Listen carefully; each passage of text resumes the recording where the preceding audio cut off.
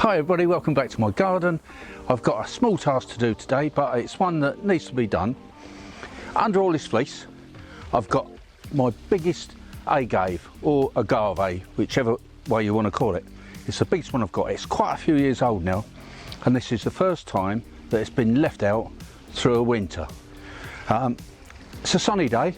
We might get a few small frosts, and it won't mind a few small frosts, and I think it's about time that I unwrapped it to let it get a bit of sunshine.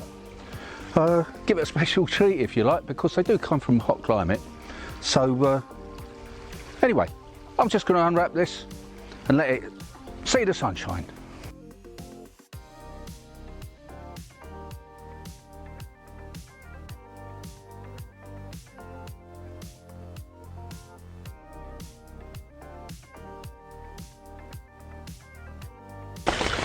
Get rid of that old blanket. Seems to have done the job. I mean, I wouldn't want to lose it to frost because I have had it for a long time, and believe it or not, they're quite fragile. These leaves will break quite easily if you pull on them or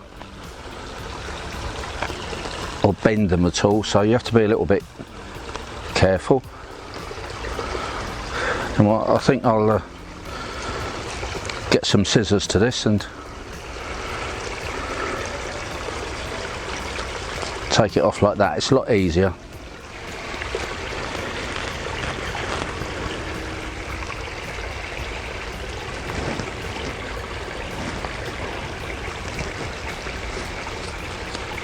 There we go. That's made a bit better job of it. I'll keep this sheet over the top just for the winter time. Keep the rain off, keep it nice and dry. That's one thing they don't like, is to be extremely wet.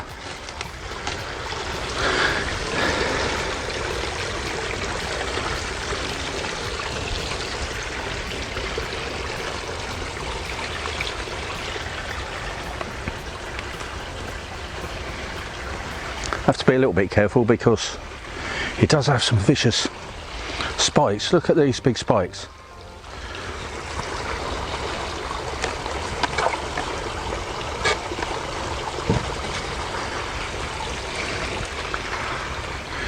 As I say, it's called an agave. I think it's called a blue agave, or it can be called a century plant, because believe it or not, normally before they flower and set seed, they're a century or 100 years old. So there it is, look, in all its glory, looking good. A little bit of a nibble there, probably a slug or a snail, but it's very strong. It's got little baby ones coming up inside, which I'm quite pleased about. So there you go. Thanks for watching. It's going to enjoy the sun, and I'll show you a few of my other agaves.